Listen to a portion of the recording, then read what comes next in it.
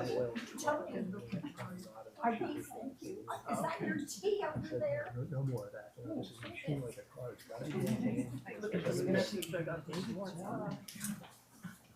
I'm giving up my seat for my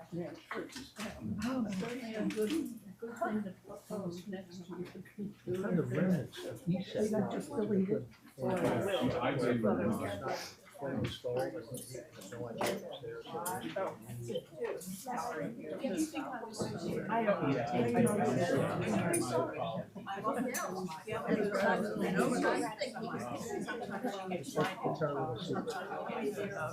Okay, I think we're ready to get started this afternoon, and I'm happy to see so many of you here.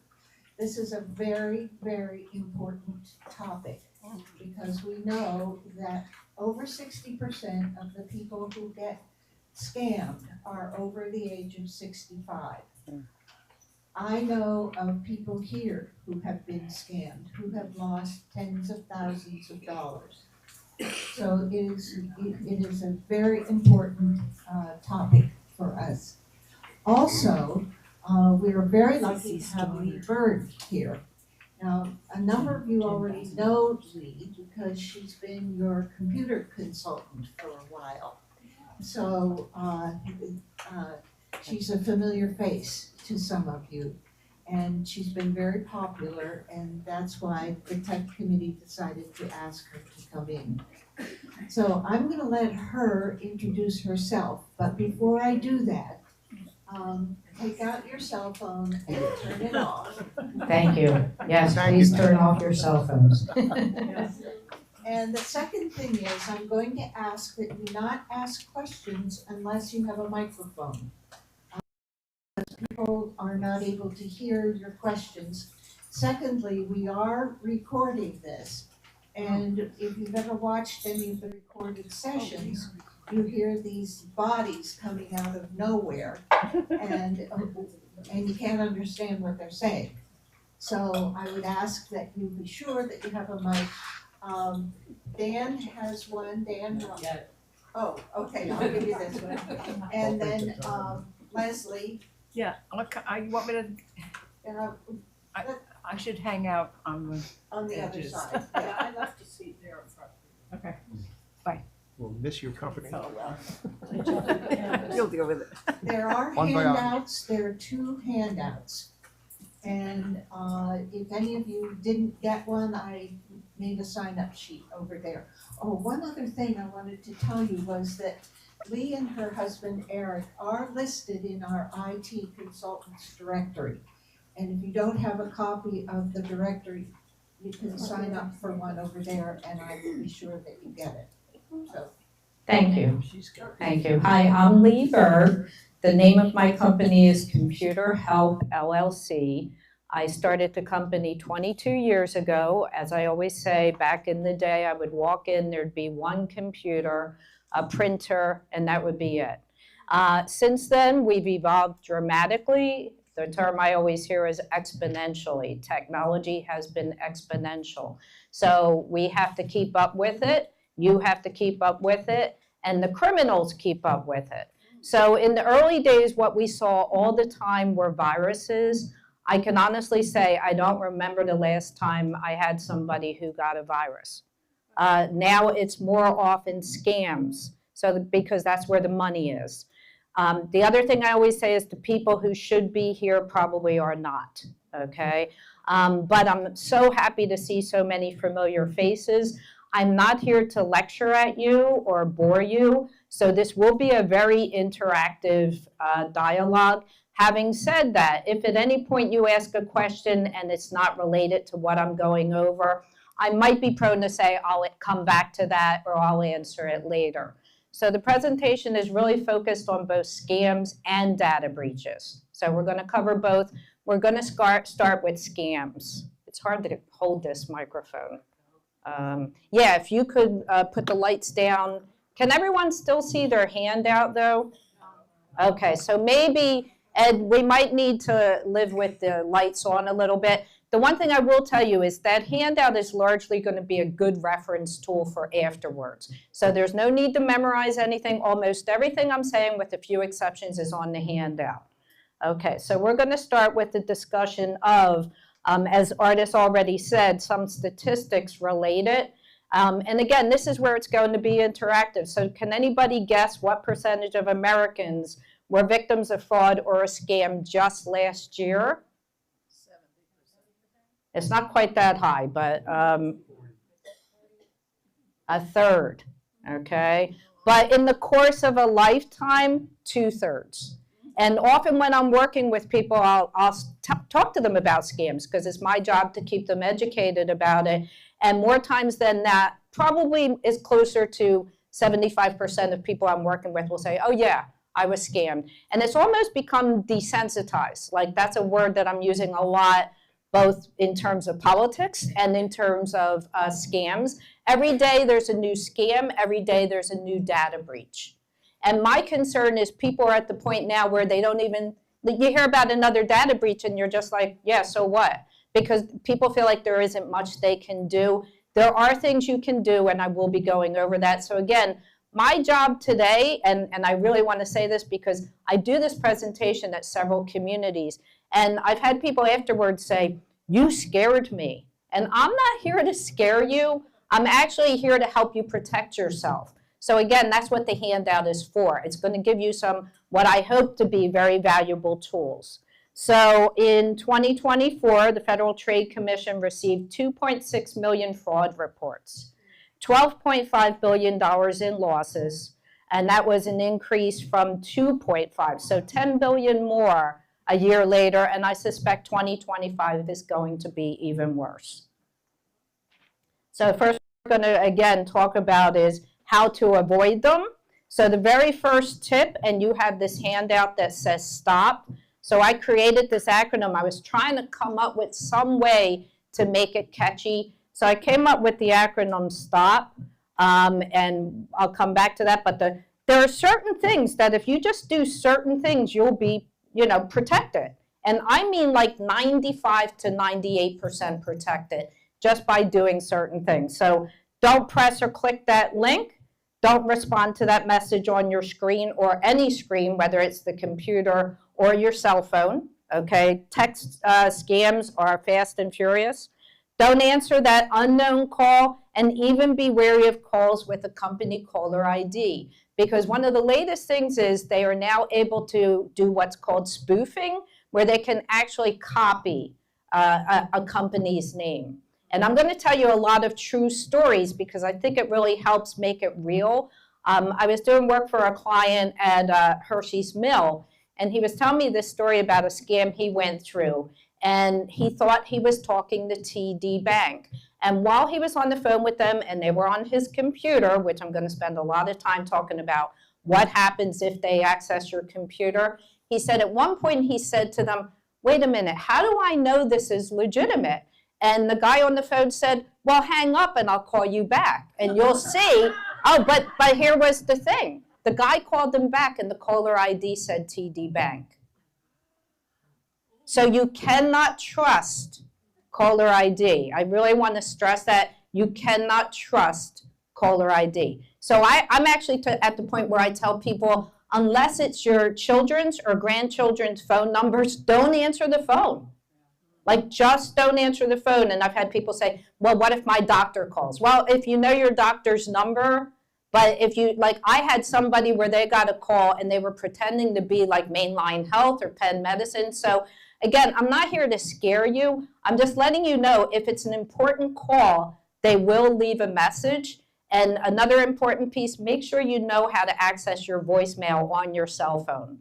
Because often we'll work with people and we'll be like, hey, you have the number 25 on your phone icon. Do you know that means you have 25 messages? I'm not kidding. So you also have to know how to use the technology to protect yourself. Let it go to voicemail and make sure you always review voicemail.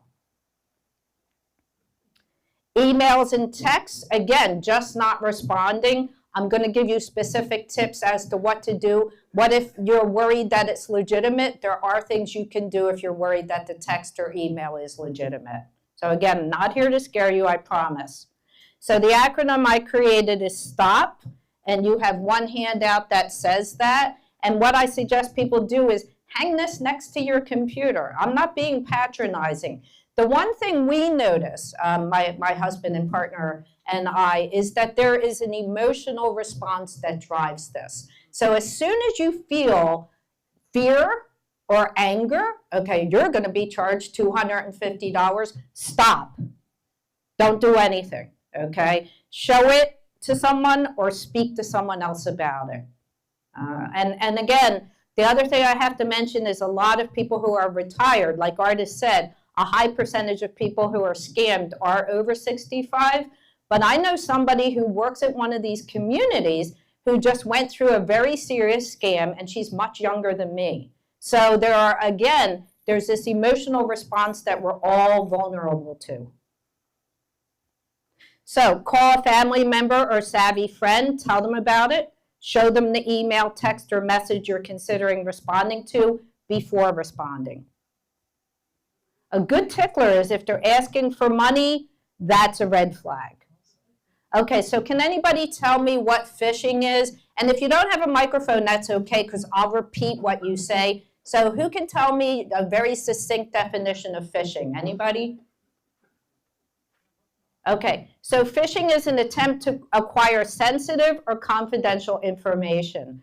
I have to say, being in tech, I often just shake my head at some of the terms they use. So phishing, P-H-I-S-H-I-N-G, you know, I mean, it's kind of silly. I don't know where the PH came from.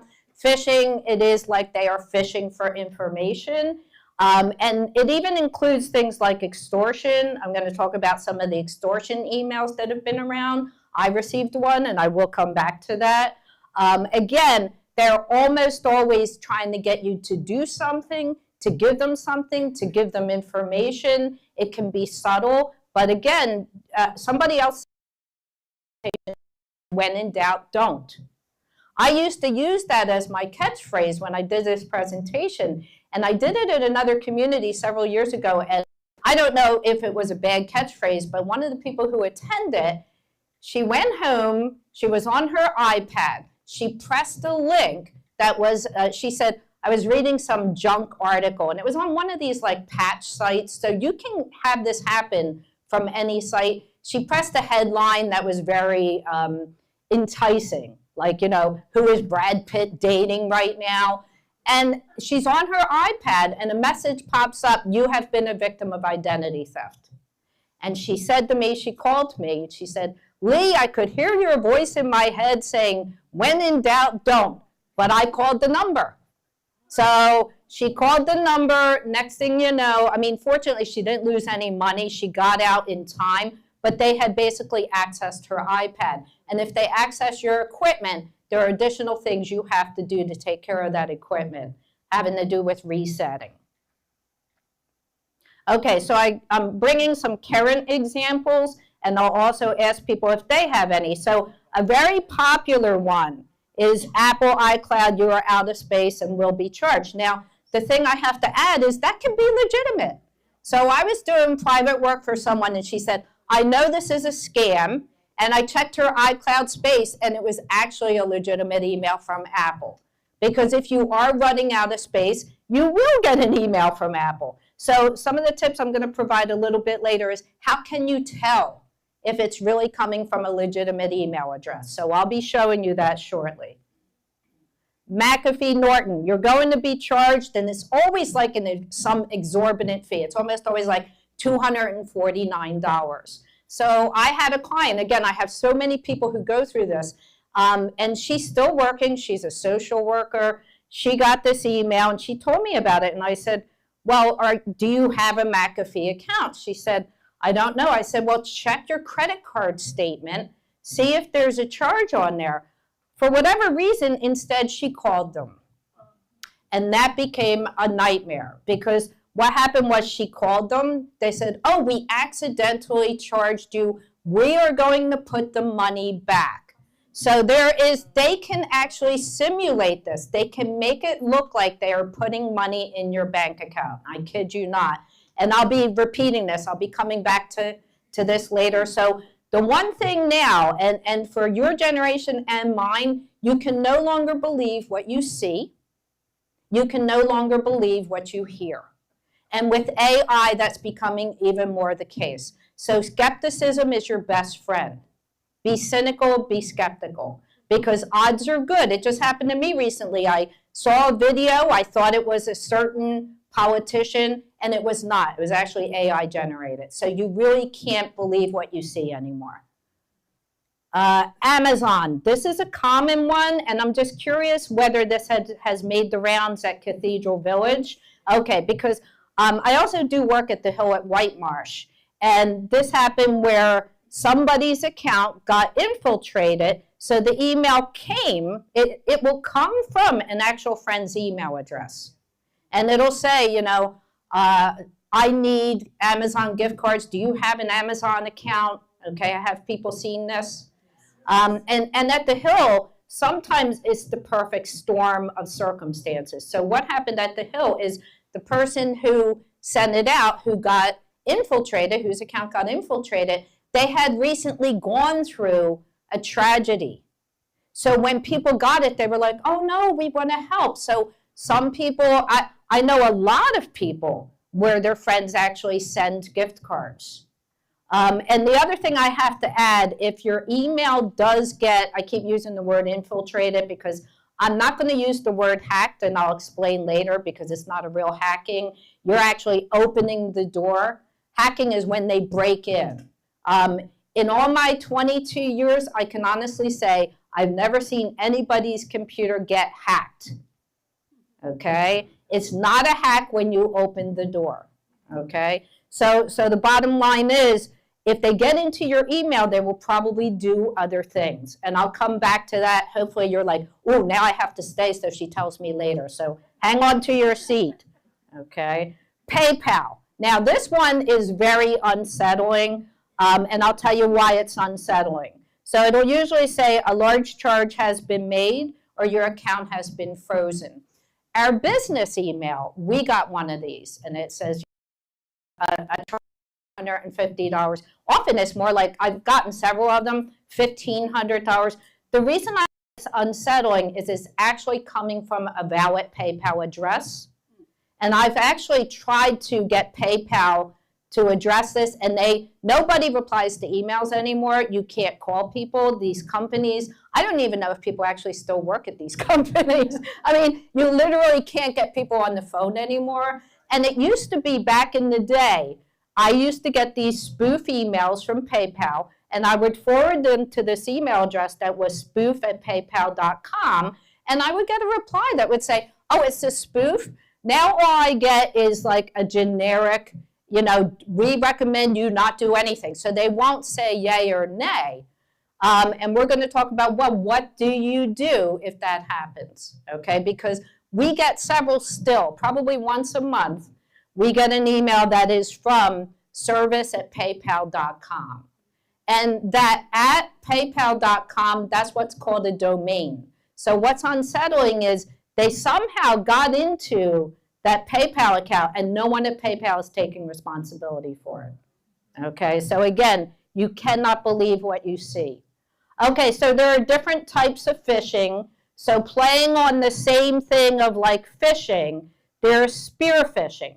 And the reason it's called spear phishing is these are very specific. So they might have your name.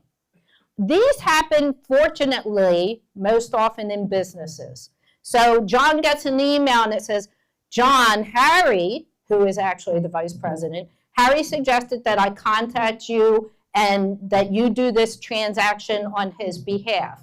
So these are all the things I read about. And John is kind of like, well, should I ask Harry? Well, I don't want to upset Peter, who just emailed me. So this is how businesses are losing a lot of money. I'm not kidding. These things happen in businesses on a regular basis. They now, in most businesses, the IT department will actually send out fake emails testing their employees. And if their employees, like We know someone who's in the field. If the employee fails 3 times, they could either be suspended or even terminated. And it's funny, I have another friend who works in IT, and she said, oh yeah, I fell for one. And I was kind of like, wow, you're in IT and you fell for one. So it just shows you everybody is vulnerable to some extent. Education is the first step. Okay, smishing and vishing. Any guesses what smishing might be? You got it, SMS codes, this gentleman said. Okay, and what are SMS codes from? Text messages, okay? So hence smishing. How about vishing?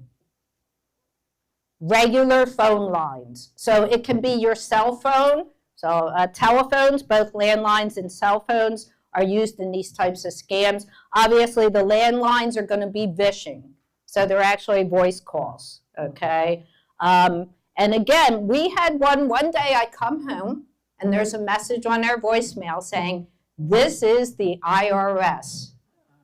Okay, now, the thing that was very deceptive about this one, and I want to share it because it was very clever, they actually said, do not call us, have your lawyer call us. So what are most people going to do if they get a call like that? No, I think most people are going to call. They're not going to call. I'm not paying my lawyer to call you, and now I'm scared to death, so I better call you as quickly as possible. So what did I do? I immediately Googled IRS phone calls, and it was the latest scam. So Google is your friend, and if you don't want to use Google, there's other search engines such as DuckDuckGo for privacy, etc. You know, any search engine you're comfortable with, you can look this up, and you will almost always find, especially now, a lot of the search engines are using AI for better or worse. AI is not all bad, it's not all good. Okay, Google now uses AI. You do a Google search, you will immediately get an AI response as part of your search results. And I immediately knew there was an IRS scam. So I knew not to respond to that. Okay, telephone calls. I have a gentleman, this is very sad, he gets a phone call, we have your grandson. This is the state police. We have your grandson, Jimmy. And Jimmy gets on the phone, okay? And what happened, I believe, is the gentleman was in a heightened state, such a heightened emotional state, that he really thought it was Jimmy. Hi, Grandpa, please don't tell Mom and Dad, I'm in trouble. Well, Jimmy had been in trouble before. So the one thing to understand is a lot of these criminals, they're not doing things in a vacuum. They are researching people. They're pulling information from social media accounts. There's a website called mugshots.com. For all we know, Jimmy's picture was in mugshots.com.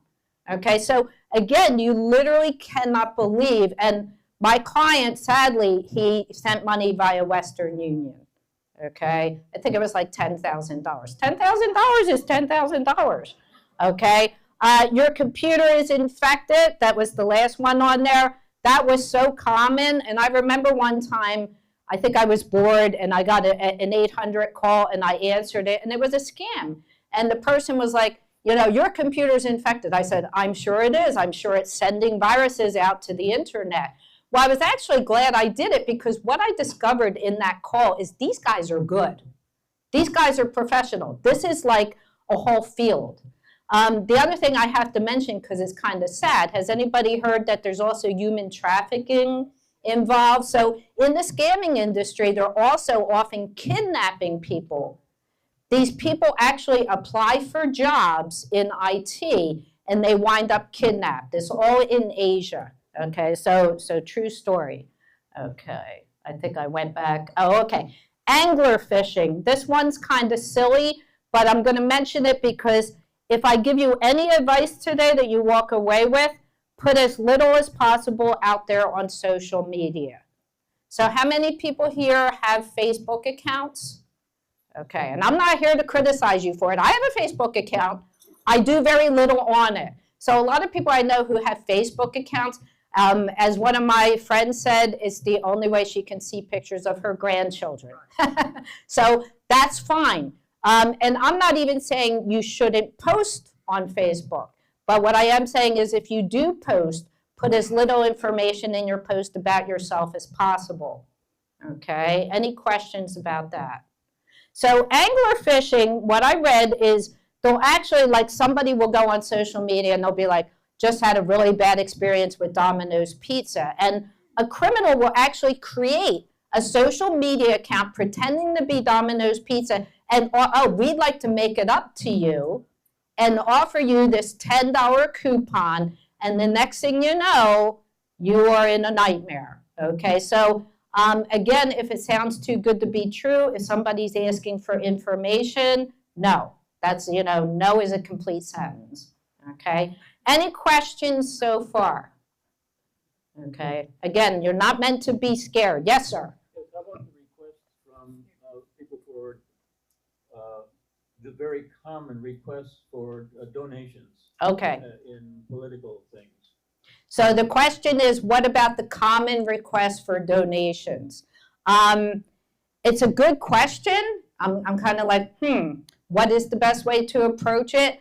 I will tell you, and I won't tell you which organization it is because I don't want to be partisan, but you can, instead of responding to any email that comes in asking for donations, go directly to whatever your party's main donation site is.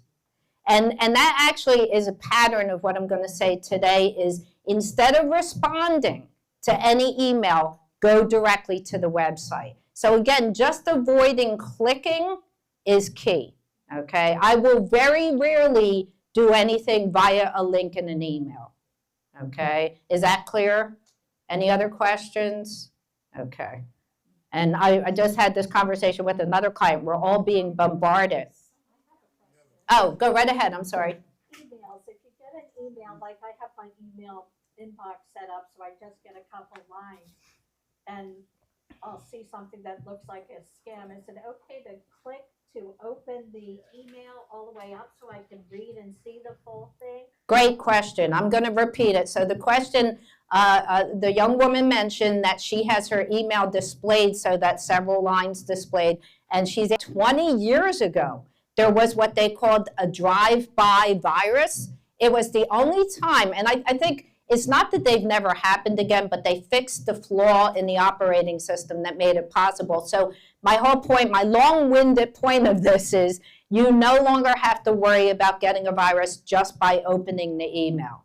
It's always clicking the link where either a virus or a scam can occur. So I'm going to repeat that. It's okay to open the email, okay? And I'm going to give you some tools. If you don't want to open the email, what are other ways to detect what the actual address is? Thank you. Good question. Okay, spoof emails. Again, I'll never forget this. It had to be probably about 18 years ago. I got an email and it had the Wells Fargo logo in it, and it said, we're going to close your account because we don't have this information. The reason I'm telling you this was about 18 years ago is these were not very common yet back then. And the only thing that saved me was I didn't have a Wells Fargo account. So some percentage of people who email would. And what a lot of people may not realize is copying a logo is incredibly easy. If you right-click a logo on a Windows computer or press and hold, the word copy will just come up. You can copy and paste that into an email. So the reason I say all this is so that you know the logo means nothing, okay? And I'm going to use a very specific example. One of my clients who has an AOL account, she gets an email purporting to be from AOL saying you need to update your account. Now, as you probably noticed, my clients will often tell me about this after the fact. So she clicks on the update your account, and what will happen is it will actually pretend it's an AOL login. So it'll look just like the AOL login, and you put in your password, and what happens? They have your password. So now they're in your account. And again, I'm not here to scare you, but I do want you to know certain other things will happen in addition to them using your email to send out emails to your friends asking for money or gift cards. sometimes they'll delete your address book. So why are they deleting your address book? So you can't warn your friends. Okay, so all of a sudden, and this happened during the pandemic. We did a lot of remote work, and I remember this happened with somebody who lived at Meadowood. She called me, she had been hacked. Now, I have to say, I warned this person about not using a strong password for years, and I am going to talk about passwords at some point today. So it was a matter of time. It wasn't a matter of if, it was a matter of when. So they got into her Comcast account. They used it to send out emails. They deleted her address book, but there are a couple other subtle things that they're doing now. They will often also put in a forwarding address. So if it's janedoe@aol.com, they'll create a brand new email account that's like janedoe2@hotmail.com. So they create their own account using a version of your name, and anybody who replies to you goes to them. Okay, does everyone understand that? So there's a forwarding address. So thank God we found out about this, because we had several people who would say, I don't understand, like it seems as though something is still wrong. And what was still wrong was emails were going to the criminal. Okay, so the second thing they often do is they send replies that come to the regular address to the trash. So I was working with somebody and she said, I had no idea I got hacked. All of her friends were replying. The replies were going to her and the criminal, but the criminal set up what's called a filter. So it set up a filter so that all incoming emails went to the person's trash. So I don't want to belabor the point, but my whole point of saying all of this is make sure if you do find out that friends are getting emails from you, that somebody looks into the settings to make sure there's no forwarding address and make sure there's no filter that's putting replies in trash. Okay? Any quick questions? Yes, ma'am. This is scary because I think all of us get updates from Bank of America. And it's almost like now I should really take that request or suggestion that I check my account, and instead of replying to it, go directly. Exactly. I'm going to repeat what she just said. You hit the nail on the head. Yes. Yeah, but it's not a big deal. Instead of responding to the email or clicking the link, go directly to the account website. So that's what I do with PayPal. When I get these fake PayPal emails, I just log into my PayPal account and I verify there's nothing amiss. Okay, so it's really not an extra step unless you're really not, savvy with typing in website addresses. Yes, ma'am. I have a comment and a question. Yes, The ma'am. comment is that if a problem involves a bank, call the bank right away. Yes. And they'll be able to take care of it Yes. before anything bad happens. And so the comment, I'm going to repeat it, is if something happens and it's related to a bank, call the bank right away. And do not call the number in the email. Go to the bank website, and that's in the handout, and it's going to be a presentation. I'll be repeating a lot of this stuff. Either call the number that's on your card, if you have a credit card or a debit card, or go directly to the website. So I'll tell you another quick story. One morning, I get a call, and it's a voicemail, and it says, this is John from TD Bank's small business account. Please give me a call. Well, first of all, I hate messages like that because what's your first instinct? Oh my God, what's wrong? Well, of course they know that. So instead of and to add insult to injury, I have a small business TD account. So again, that's an example of that spear phishing where they know something about me. Somehow they know that I actually have a TD Bank small business account.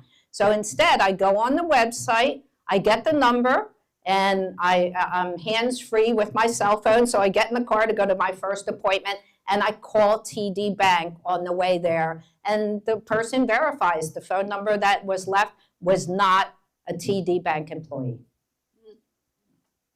My question is, how effective are spam filters? Okay, good question. How effective are spam filters? They can be pretty effective.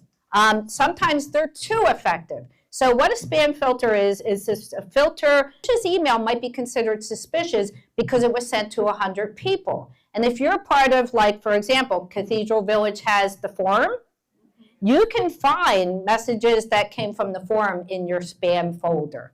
So what I actually tell people is look in your spam folder. So the onus is, the burden and the onus is on the consumer. Every day I look in my spam folder. And I often do find legitimate email in there, and then you have to mark it as not spam. Okay, and we're going to talk about blocking emails. We're going to talk about when to unsend. This is a bit of a repeat. Many recipients never subscribe to the product in the first place. So if you're getting an email saying we're going to renew your Norton, and you don't have Norton, spam it. Okay, you know right off the bat it's a scam. Okay, scam versus spam, we'll come back to that. Again, if you do have an account, go directly to your account via another web page. So I've seen these with Geek Squads. If you ever had a Geek Squad subscription, it could be legitimate. So again, the burden, the onus is on you to go and log in, which usually involves resetting your password because you haven't logged in in God knows how long. Yeah, I mean, again, it's a lot of work. It's a lot of work being secure. But again, if you're concerned about being charged, scrutinize your credit card statements and alert your credit card company. Okay, so this is the one we already talked about. Do you happen to have an Amazon account? I mention it because these continue to be in the ether. So I continue to work with space. Okay, so now we're going to talk about, can you tell whether an email is legitimate without opening it?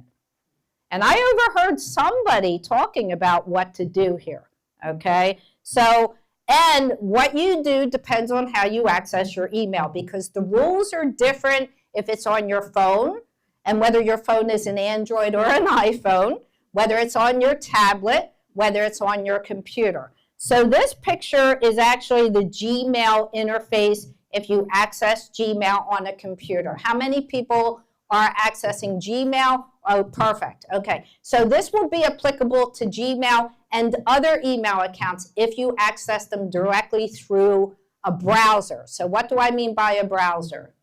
Who can?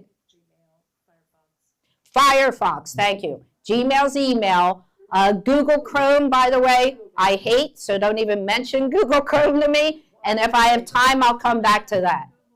Google Chrome, well, actually, I should mention this. If you have Google Chrome, yesterday it was just announced they had a breach. So make sure you update Google Chrome and ask me that again when the presentation's over. I promise I will come back as to why I despise Google Chrome. Okay. If you're going to use a browser, I'd actually recommend if you're on Apple, either use Safari or Firefox. If you're on Windows, either use Firefox or Edge. Okay, it's not as bad as Google Chrome. And again, I will come back to this. So anybody know what to do here? I'm about to reveal the answer unless somebody else has it. Point at the name of the sender, and you're going to see a little magic circle appear. So when you point here, it'll give you a little box, and that will tell you the actual address it's coming from. Maybe turn the light down just for this, or maybe. Can Ed, my trusty companion Ed here. Thank you. Okay, can everyone see that okay? So they call it hovering.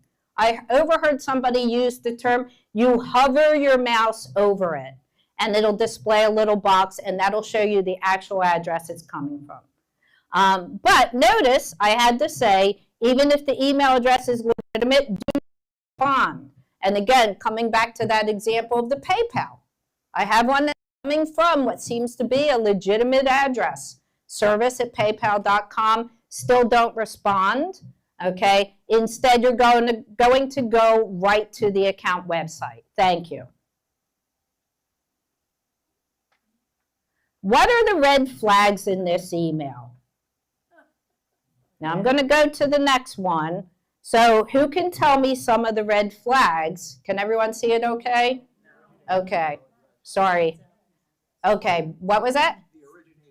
The originating email address. Thank you. So this right here Would Costco send an email from contact at I don't even know what GERES.EU is, but .eu means it's a European address.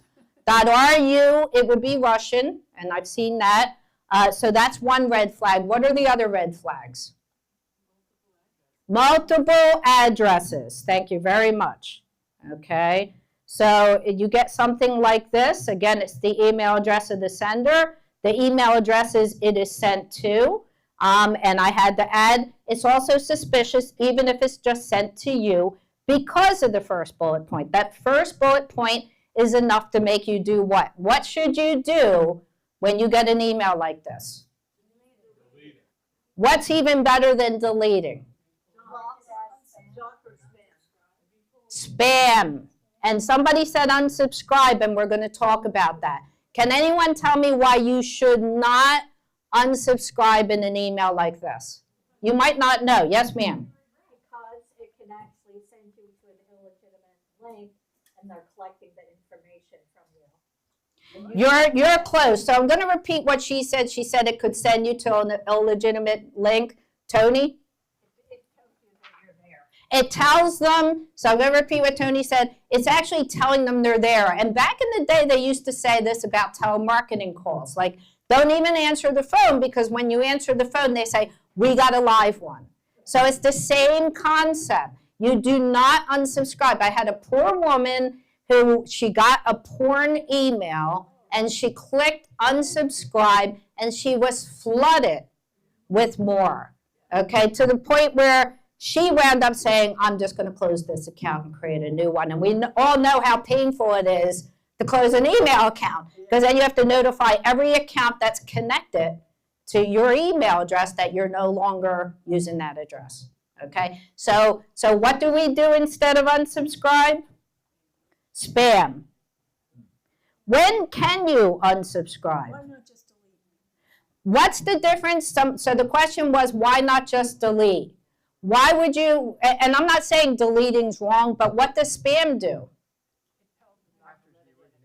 It tells them not to, it tells your server future emails will be filtered. So somebody asked about spam filters. Future emails that come from that sender should from that point forward go into your spam or junk account. So it's an extra step, yes. Great question. After you put it in spam, do you have to delete it? And the good news is usually no. Notice I have to say usually. Almost always. So Gmail, which I have mixed feelings about. I like Gmail because they have good security. But Gmail will empty your spam after 30 days. Okay, I'm almost positive. I'm 99% positive that's the case. I can't remember whether they empty your trash as well. Because the big problem with a lot of these email companies is they want you to accumulate, because if you accumulate, you'll wind up paying for extra space. And it's true. I see it. I've had people hire me because they have 10,000 emails. I'm guilty of that. But Gmail came out, I think, about 15 years ago, and a lot of people who are data hoarders like me say, oh, you're out of space. And they want to charge you, I think it's $1.99 a month. So all good reasons to delete or spam and empty your trash if it's not being emptied automatically. When you go into Gmail, one second, when you go into Gmail, if you go into spam or trash, it should actually have a banner that tells you whether it's emptied automatically. Go right ahead. Yes, so the question is spam the same as junk? And yes, thank you. That's a good question. Yeah, because I believe Microsoft uses the term junk. Gmail uses the term spam. I think Yahoo uses the term spam as well. So here's the rule for unsubscribe. Only click unsubscribe if the sender is legitimate. So if you're tired of getting those LL Bean emails, but I can't spam them because what if I miss a sale, okay?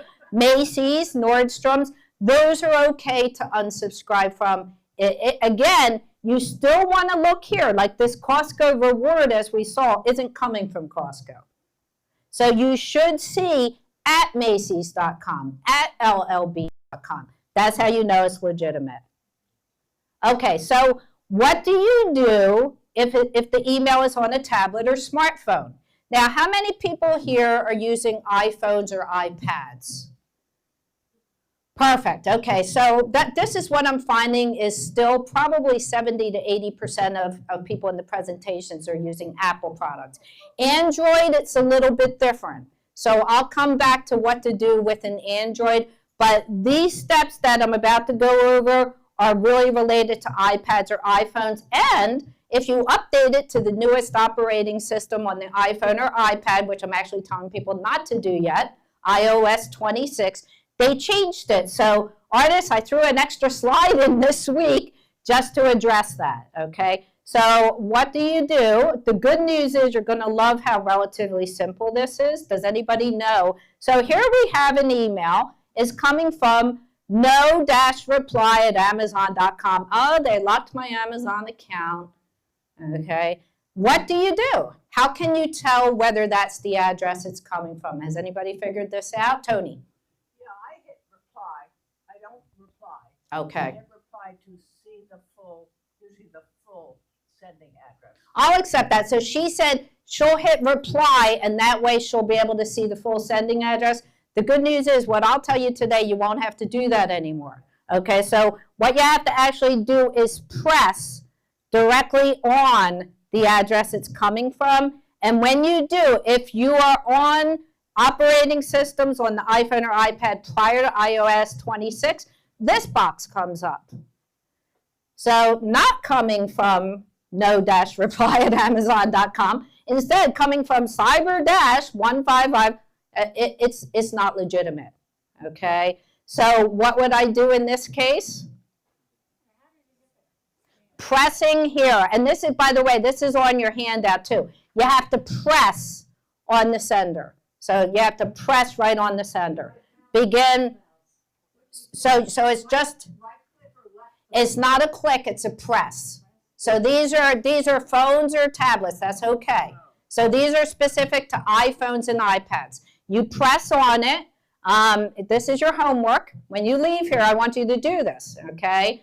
Don't do it now or I'll lose you. You'll never come back, okay? So you press right on the address. You'll get a new box, and it'll show you the actual address. What do you do when you see it's a bad address?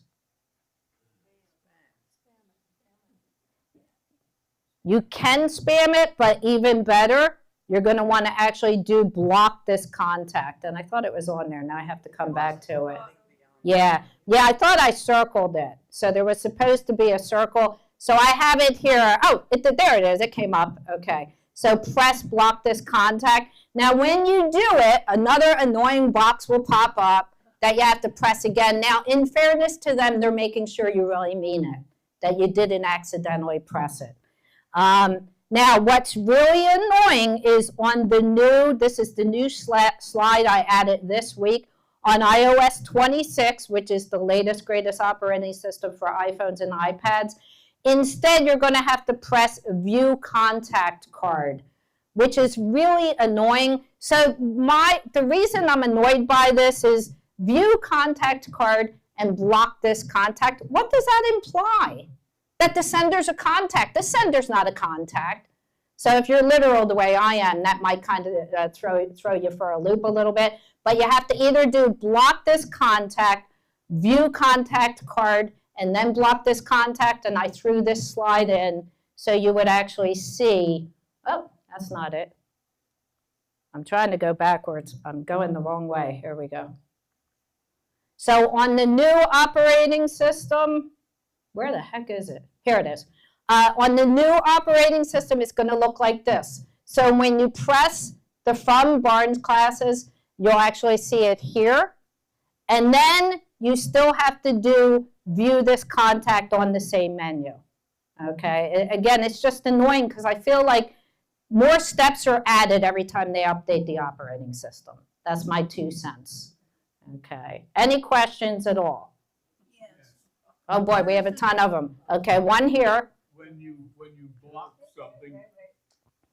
block something, doesn't that confirm to the sender that you have a legitimate address? No, that's unsubscribed. So the question is, if you block the contact, does it confirm? They don't know you're blocking them. Well, I have something that says report. Yeah, report is fine too. Report spam. This is a good question because Gmail does this thing that if you do spam, if you click spam and you're in the Gmail website, it'll ask, do you want to unsubscribe or report as spam?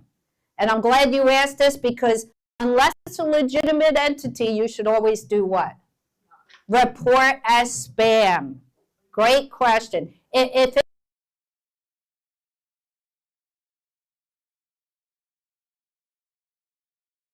on it. And if you click that, it'll often, not always, but often it'll say, do you want to unsubscribe or report as spam? And again, if it's not a legitimate entity, you should do what? Report as spam. Okay, and you had a question, Miss? Yeah, what's the difference between click on and press? So the question is, what's the difference between clicking versus pressing? So clicking is going to be done on a computer with a mouse unless you have a touch screen. Pressing is going to be done on a phone or a tablet. Yes, Tony.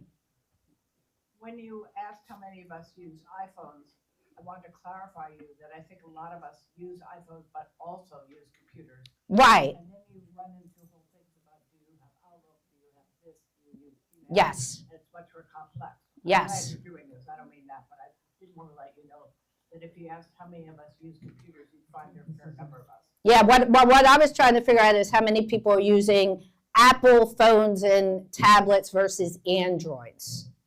But to your point, the good news is, so Tony mentioned that there's differences. So Outlook, how many people are using Outlook on a computer? Okay, it's still being used, not as much. So the good news is, if you're using Outlook, you can point at the incoming address and it will tell you what the actual address is.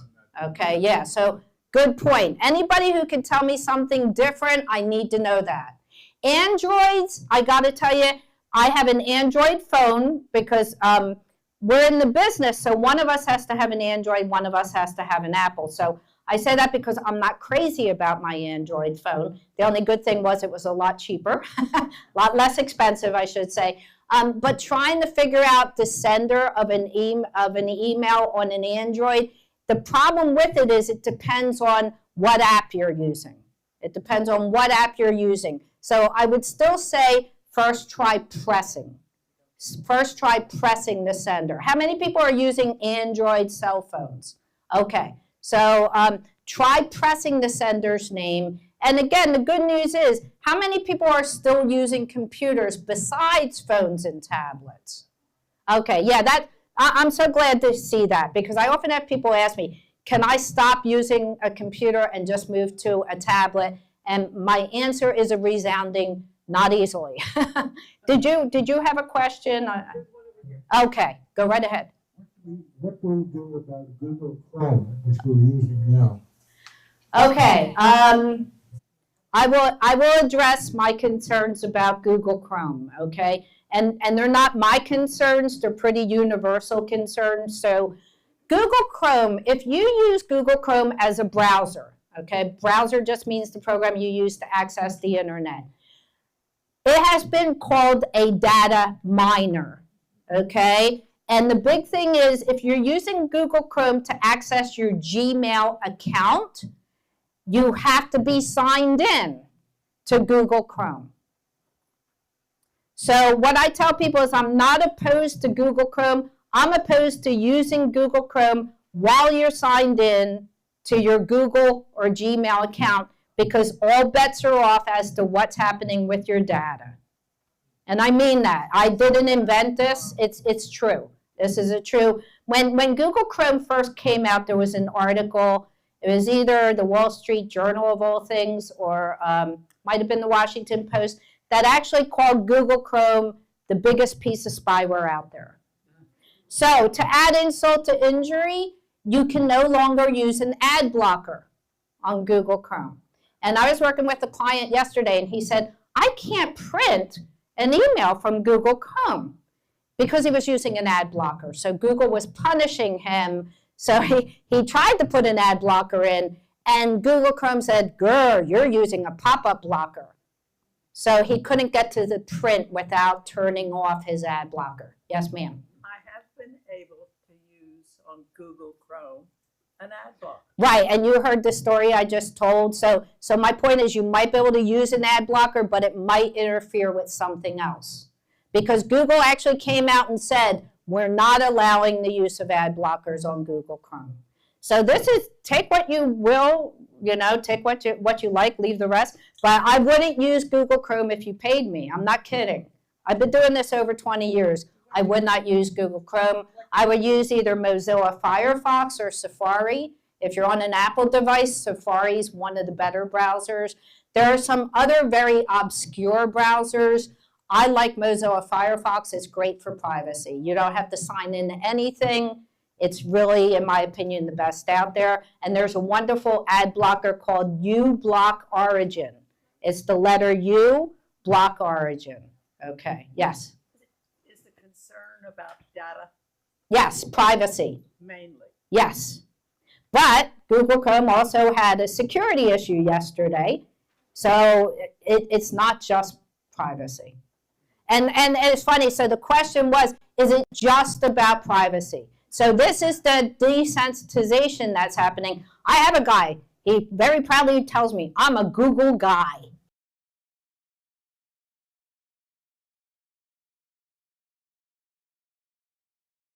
We have the Google Chrome, which we actually use, and I have both a Gmail account and a Comcast account.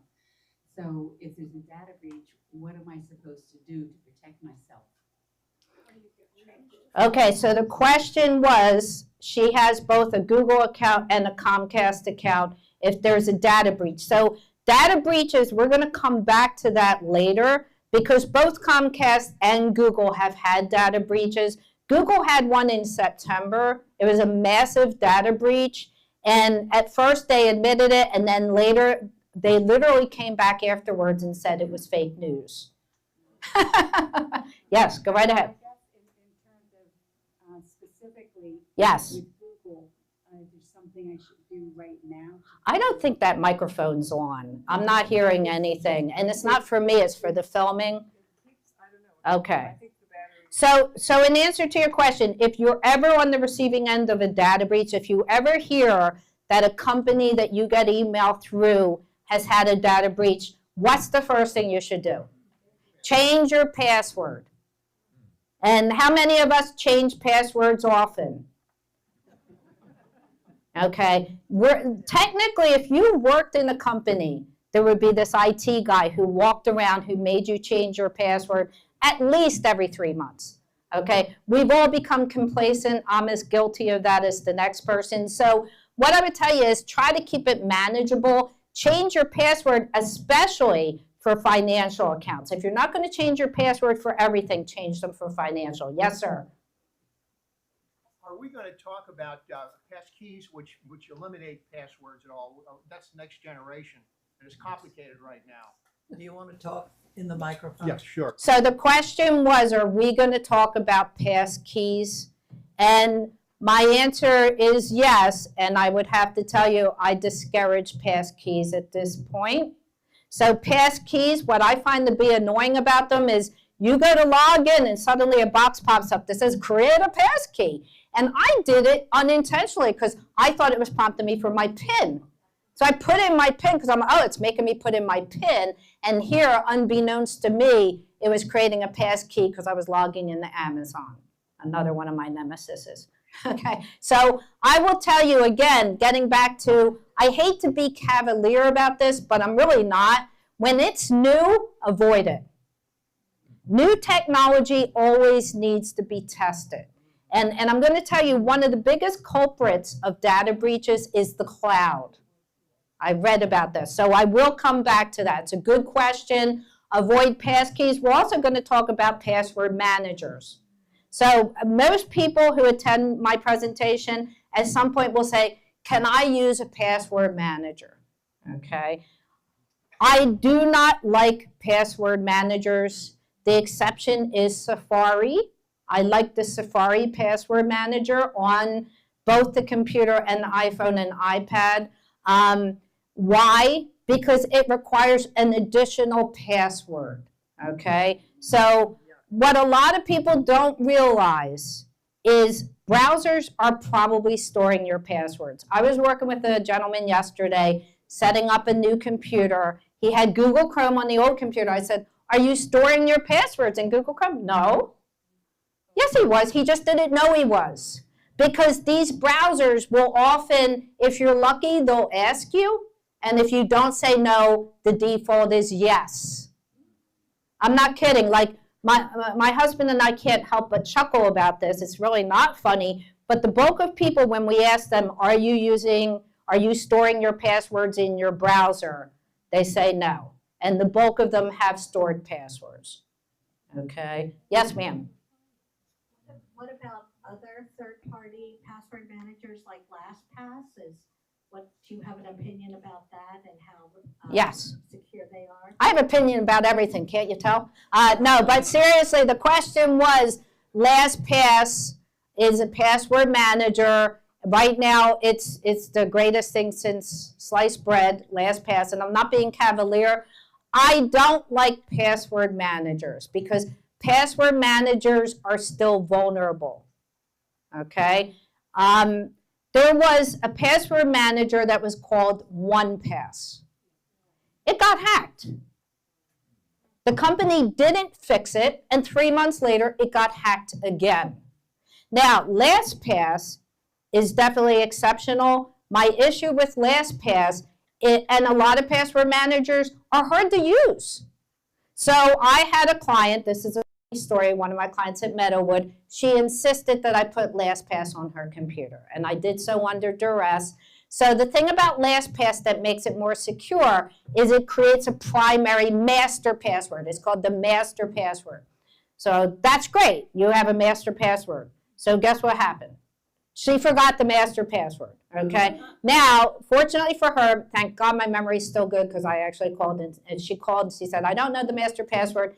You print that out and you put it in your filing cabinet. So I said, it's in your filing cabinet. But what was happening with her is she was just having a hard time using it. Now, if you're comfortable using LastPass, I'm not going to sit here and say don't use it. I'm just telling you, if people ask me if I recommend a password manager, my answer is still, you are the best password manager there is. And if you want to hear old school password management, spreadsheet or a Word document. You type it up, you put it on a flash drive. You don't store it on your computer. My one person who succumbed to a scam, she had her password stored on her computer in a Word document. Never, ever, ever, ever, ever. You put them on a flash drive. Now, here's something else I'll add that might make you feel a little less furious with me. If you're creating password for the Barnes Foundation or the Philadelphia Museum of Art or the library, they don't have to be complex passwords. And I'd even be okay if you stored those in a browser. So I store my email password in my browser. I do have a secondary master password for Mozilla Firefox, which can be set up, but I would never store a password for a credit card, bank, or investment company on any password manager. Yes, Tony? My son-in-law had a great idea, and I'm sharing it. And that is, what he does is get passwords for all the key financial, the really important sites. Yes. He uses a lot, including Amazon. Yes. And he decides that he, basically, when he gets on a site he doesn't use very frequently, he says he's forgotten the password. Yeah, and that makes him reset it. Yeah, and he has to reset it at that point. Yes. He only has maybe, I don't know how many he's younger. Yes. You know, but say he has 20. Yes. Where he keeps those passwords. Yes. And all the rest of them, when he gets in there, he doesn't care. Right. He just goes and says, lost Resets. the password, and he starts again. It's often once a year for those sites. Yes. Every 2 years. Yes. I'm going to, That was great. thank you, Tony. I'm going to sum up what Tony said. So basically, what her son-in-law does is he'll just reset the password. He won't even bother putting the password in. Now, am I clear that that's for the financial websites? Financial website, he puts it in, he saves it. So the ones he's going back to a lot, not just financial, but Amazon or whatever, certain ones he uses a lot. Okay. Those he saved right somewhere. Okay. Password. Okay. But all the others, of which there are. He resets 70, it. He Yeah. just doesn't bother. He Yeah. enters a password, but he forgets it each time. Gotcha. Okay, we probably, I will just tell you quickly, we probably spend at least half our time helping people who can't get into accounts because of lost passwords. So my only comment, and I agree with you, because often I'll say to them, well, this is good. You're resetting your password. You don't know your password. This is a good opportunity to reset it. The other thing I recommend is you can use, and we're going to talk about this, you can use like a sentence and make that sentence into a password. So I will tell you, our Amazon password is, this is for us two only because I said, okay? Now I don't use the full sentence. I take each letter of the word, and then I include our anniversary date because nobody's going to know our anniversary date. Never use your date of birth. And then I use a symbol. So it's just something that makes it easier for me to remember it. But again, I tell people this all the time. When I go to log into my credit card account, I open a drawer and pull out a piece of paper that has the password on it. So I am really practicing what I preach. Go right ahead. A lot of the financial centers are using two-factor authentication Yes. now. Yes. And if you're using that, does that not provide you some of the safety that? Yes. Okay. Great question. So the question, thank you, I just got so excited when you were asking it. So the question was, the comment and the question is, a lot of the financial sites are requiring two-factor authentication. Is that, like, I love Vanguard. I think Vanguard is wonderful. And as, like I always say to people when people get annoyed, oh great, I have to get a text message. I'm like, this is good. Because what that means is nobody can actually get into your account unless they have your cell phone. And we're going to talk about that shortly because that's another point of security that's happening. It's called SIM swapping. So I'll come back to that. You don't have to worry about it yet. But two-factor authentication definitely helps. One more question and then we're going to just move on and I'll come back. I'm so glad you have a clock here. I could keep you here all day, guys. I love this. Go right ahead. When I get frustrated about changing my password, Yes. they'll helpfully say, you know, they'll offer a strong password. Yes. And I hate that because I don't know what that password is. Yes. Stop and write that down somewhere. Okay. Great. Yes. So, and more of them are Apple. I like Apple. EXULGC3-79, blah, blah, blah, blah, blah. So usually with Safari, it will then offer to store it. So I will tell you, I don't like using the strong passwords for the reason that you mentioned, which is you better grab a pen or pencil and write that down. If you're storing it in Safari, it's okay. And I have done that. I've actually stored some of those strong passwords. So this is where the word discernment comes in. You have to decide based on the website. Again, if it's a, library site, who cares? Who cares if they get into your, I hope I don't regret saying this, but who cares if they breach your library account or your Barnes Foundation account or your Philadelphia Museum of Art, foundation or whatever it's called. So I've had all of these, okay? But if it's financial, I wouldn't do it. So these are great questions. Okay. All right. So again, do not reply to a text purporting to be from your bank or credit card company. Again, a friend of mine who works at a retirement community who's younger than me, she had a situation where she got a text message and it really was from her bank. And it was like, this purchase just went through, because sometimes there are legitimate messages. So she called her bank and they told her she had been violated, etc. So somebody got into her account. I'm still convinced it's almost always, I hate to say, using that password and it's being used somewhere else, and that has been somehow disclosed. The thing I like about financial websites is the better ones will have two sets of credentials. They will have a user ID, and the user ID is not your email address. Now, that's not the case with all of them. I think Wells Fargo uses email address, and I wish they wouldn't. But having those two sets of credentials helps protect you to some extent. But anyway, what happened to this poor person who that's another text message saying there's a problem with your account. She thinks it's the same, part of the same. She doesn't look at the number. She's heightened, she's worried. Here it's a scammer. So you could say it's the perfect storm, that it's a coincidence. There's also speculation that there are some inside jobs, okay? There was a person I worked with who told me this story about how his wife got x-rays done, and as they were leaving the hospital, they got a text message saying, you owe this money for these x-rays. And he knew it was illegitimate because everything has to go through Medicare and supplemental before he would be billed. So that's why I'm saying, even if it seems like, oh, gee, this might be legitimate, what do you do instead of replying? Stop. And then what after you stop and you're like, okay, then what? Call them. Call them. Again, I know how hard it is to get people, but you really have no choice. And I've been pleasantly surprised. I can't remember who it was, but I had to call somebody and I got them. I said, oh my gosh, you answered the phone. I was just like so thrilled because so many of them, you're fortunate if they do. Okay, do not press a link or call a number that displays on any device. We were getting calls at one point where we could hear sirens in the background. Do not shut down your computer. Do not shut down your computer. You have a virus. You have a virus. So guess what we told them to do? Shut down the computer. Like you literally have to defy what they're saying. I mean, it's very sad, but it's making us all pretty cynical. Again, purporting to IRS. Now, the sad news is I researched this because I would love to say, I love when I can say always.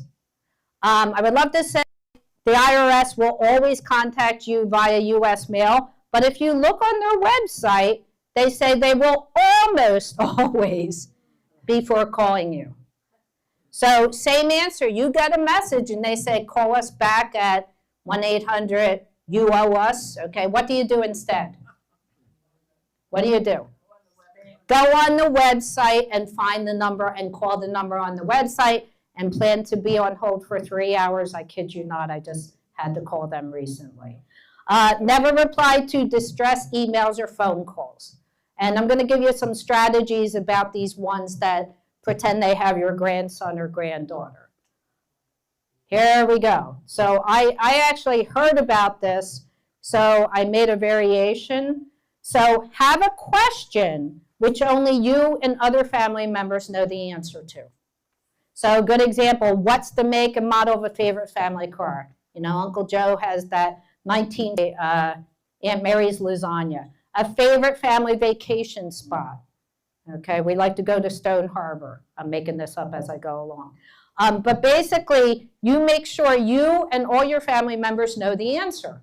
So if you get a call where they say they have Mary, okay, and again, this is happening, this is real, you ask them the question. This might seem like overkill, it's not. Okay, just have a question. Keep it simple, but not too simple. So the example I gave is, you know, if it's the Jersey Shore, don't say the Jersey Shore, say the name like Stone Harbor. Okay, again, I'm not here to scare you, I'm here to try to protect you. If you do get a call claiming a family member's in trouble, ask the person on the phone to ask the family member the question. Okay, many people who receive these scam calls have reported believing the person on the phone is really the family member. So has everybody heard about the latest, greatest voice cloning? So if you have a grandchild who's on Facebook, odds are good that they're actually posting videos of themselves and their friends hanging out. So criminals are actually going in and voice cloning. That's why you can't believe anything you see anymore either. Okay? So you literally can't believe this. So instead, you would ask them the question directly. Where do we like to go down for our vacation? Where do we go to for our vacation? So even if they get angry or answer correctly, ask for a number to call them back on. Odds are good they will hang up, okay? But if they don't hang up immediately, call another family member. So that's why I used the example. I thought it was clever. Oh, don't tell mom and dad I'm in trouble again. Okay, unfortunately, Jimmy's going to have to take a fall for this one. Okay, you're going to have to call. Okay, and especially the ones involving money or gift cards, that's your red flag right there. If they want money or gift cards, something is up. Okay, how to stop a possible scam. Again, we're coming back to the stop. What do you do? Before replying, before calling any number, stop. Show to other people. Or speak to. So this is on your handout. I have a red stop sign. We wasted a lot of ink to print these out. So make sure you put this next to your printer. Okay? I mean this. Like, again, if you have an emotional response, stop. It's that simple. Call a savvy family member or friend, tell them about or show them the email, text, or message you're considering responding to before responding. Okay, so what do these things have in common? It's almost always fear-mongering or intimidation. So again, you have that knee-jerk response. You're going to be charged for something. You're going to be exposed for something. I got this email saying, we've been watching you. We know what you've been doing on the internet. We know where you live. So guess what they do? My information's on the dark web, and so is yours too. Okay, so I'm not saying that to scare you. The good news is everybody's is. Okay, remember back in the day they had phone books? Okay, yeah. Well, now everything's on the dark web. We're going to talk about social security numbers on the dark web shortly, I promise. Okay, but this email went on to say, we know you've been going to websites you shouldn't have been going to. So that's where I was lucky because I wasn't. So I knew. I mean, it is unsettling. You get these emails where they know your phone number, they know your address. This is all just fodder on the dark web. And there's nothing they can do about it if you don't respond. You'll be in serious trouble. Someone you love is in trouble. A friend is in need. It's all variations on a theme.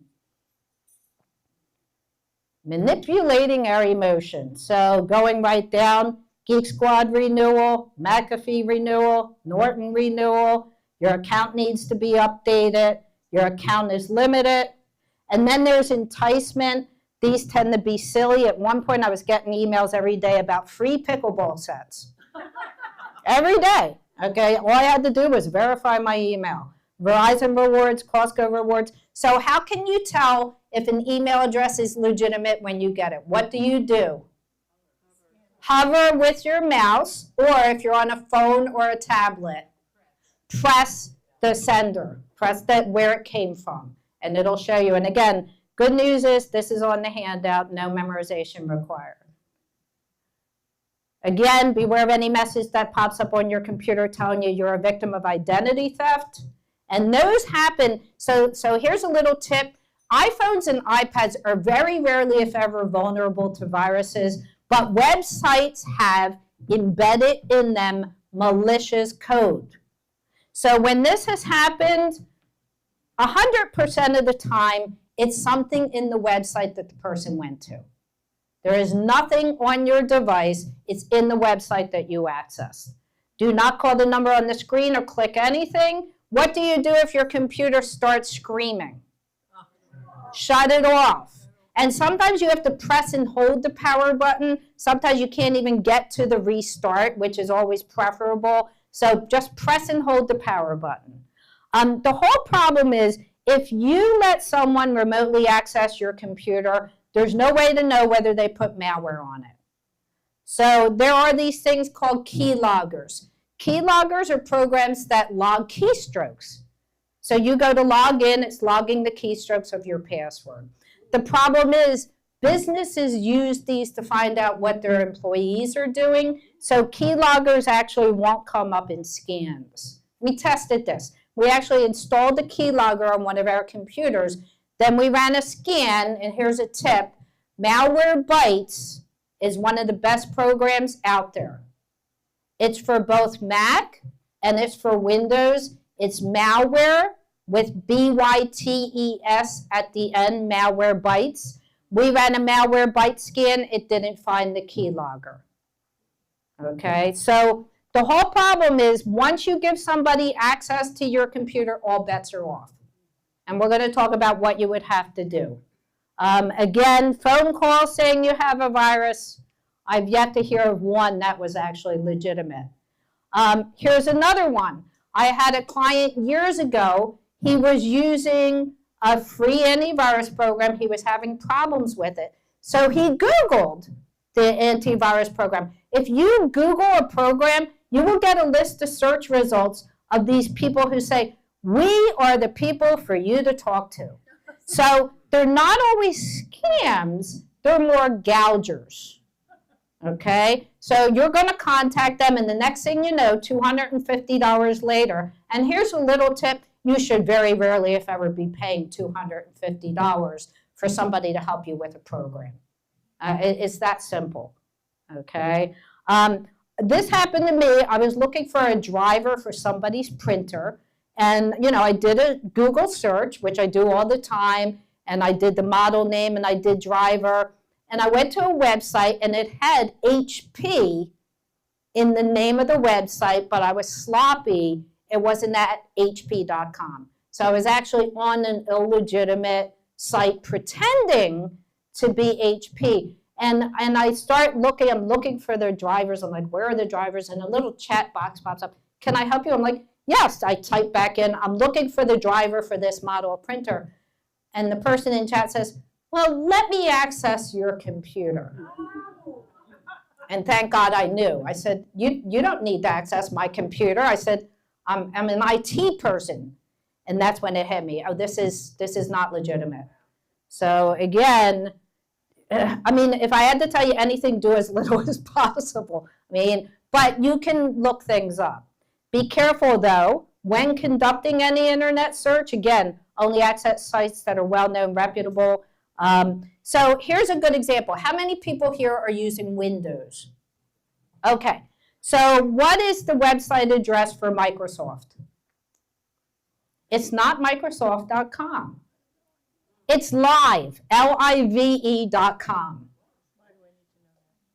Hopefully you'll never need to know it. The question is, why do I need to know it? What you really need to know is sometimes it's not, like if you were looking up Microsoft, it's not going to be Microsoft.com. So if you see website results, just be very careful. Like, you know, stay in your lane, do what you're able to do, and when in doubt, hire a professional. That could be me. Just kidding. I noticed I didn't even promote myself yet. Okay. But again, just be careful when you're conducting internet research. You could wind up in a world of hurt. Beware of tech support phone numbers given to you by other companies. We've had people tell us stories that they were having issues with Comcast or Verizon, and they're given some other phone number. And the next thing you know, they're paying $200, $300, $400. The average Windows computer, you can buy a good Windows computer for about $800. Why would you ever spend $300 or $400 for tech support? Okay, especially in one sitting. Other types of scams, okay, the banking scams we talked about. Did you attempt to wire transfer? It'll be a certain amount. Reply yes if recognized, or no. Don't reply at all.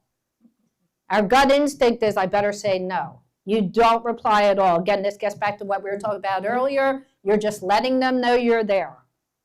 Don't answer subsequent calls. One of the things I read is they will flood you. They will flood you to try to get that emotional response. Instead, call your bank directly. Ignore any other text coming in purporting to be related. Now, this overpayment scams, I had a client who went through this. So she gets this email saying they charged her $250. Now, to her credit, she thought she was being savvy. So she Googled McAfee. And sure enough, one of these sites popped up. We're your McAfee support people. They can say anything they want. She calls the number. Oh, we're so sorry about that. We'll be happy to put the money back in your account. They access her computer. They have her log into her bank. So here's a tip right off the bat. You should never, ever, ever log into your bank if somebody is accessing your computer. It's that simple. Even if it's me. I have no right to see that. Nobody should be able to see you logging into your bank if they're accessing your computer remotely. And I'll add to that, very few people should ever, ever, ever access your computer remotely.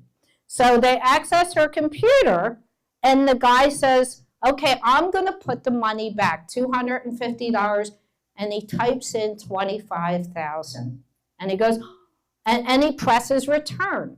They can make it look real. They can make it look real. They have these tools, these technology tools, where they can make it look like they've actually done this. So the guy goes, oh no, I just deposited $25,000 in your account. I'm going to get fired. I'm going to lose my job. And my dear client, who's just lovely, oh, I'm so sorry. Well, short story long, she went and got the $25,000. She went to the bank. The guy's on the phone with her. He's on her cell phone. Well, let me call you on your cell phone. I'll help you with this, he says to her. She goes to the bank. He says, tell them you're buying a car. These people, again, it's their job, okay? And this guy might be a victim of human trafficking for all we know, but still, you just can't listen to any of them. So she lost $25,000. And again, these are bright people. There's no reflection on intelligence in any of these situations. Again, I just want to repeat this. It's important to understand an account can show an amount of money in it, even though the funds are not really there. So that's the other thing, is they can actually manipulate it, make it look like the funds are there, and then take the money out that quickly. This is the other tool. They use your browser's web development tools to edit the online banking web page. They had the sophistication to do this. So like AI, you really can't believe what you see. So the first red flag is they want remote access. If somebody wants to remotely access your computer, I want you to picture someone coming into your apartment and you opening your safe. Because that's what's happening when they access your computer remotely. And anybody ever have interactions with Apple, where Apple is actually accessing your computer? What they do, and it's brilliant, they actually won't do anything. They point at things. They tell you to click things. They're not actually remotely commandeering the computer, okay, to their credit, okay? And Microsoft will remotely access. I've actually had to have Microsoft remotely access a client's computer. They will do it. But I knew it was Microsoft, and I will tell you, it's not easy to get to Microsoft support. I had to go through, 3 chats, okay, and eventually I got somebody, but I was able to know it was legitimate. The average person isn't going to know that. Okay, moving right along, we have about a half hour left, so just stay with me. Romance scams. I had 2 friends who were in love with guys. They met on Facebook. The other one met through one of these eHarmony. So they will pretend to be people, and because the punchline is always, I took an unexpected trip, honey, and I just need some funds. And it's devastating. This is not funny. But romance sites, you have to be really careful. It's referred to as confidence fraud, and some of you have probably heard they call it pig butchering scams. Because victims are liking the hogs, fattened up for slaughter. I had a dear friend who went through this. She was devastated. She was really in love with the guy. Okay. Never mix online dating and investment advice. I'm sure, have other people seen the articles about this? Where it's like cryptocurrency? Yeah, I mean, it seems obvious, but if you're emotional, you're more vulnerable. Okay. All right, so avoiding other types of scams. If it's an email, text, or regular piece of mail, always read the fine print. Don't share personal information. Never share account numbers, social security numbers. So how much do you think it costs to buy a social security number on the dark web? $5 to $20. Yeah, people with the higher credit ratings, it might cost $20 for your social security number on the dark web. Okay?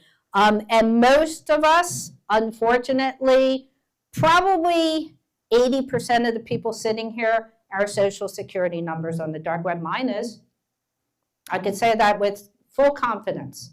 So I'm going to tell you what you should consider doing, and it's not me saying it, it's a multitude of professionals who talk about this, freezing your credit. And we're going to come back to that, that way you have to stay, okay? Again, never share account numbers, your social security number, credit card numbers, or passwords with anyone. I went to a dentist several years ago, new dentist. I'm filling out a form, on the paper form, social security number. I'm like, I'm not putting that in. I didn't. Did anybody ever come back to me and ask me for it? No. So I'm not kidding, like, leave it blank. They don't need your social security number. Yes, ma'am? How do we know if we're on the dark web? You're never on the dark web. Because to get on the dark web, do you mean your information? Yes. So how do you know? Good question. If you sign up, how many people have been notified that they were victims of data breaches? Of what? Data breaches.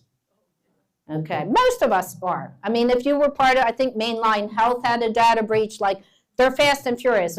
Almost every day there's a new data breach. So if you were ever part of a data breach, your information is on the dark web.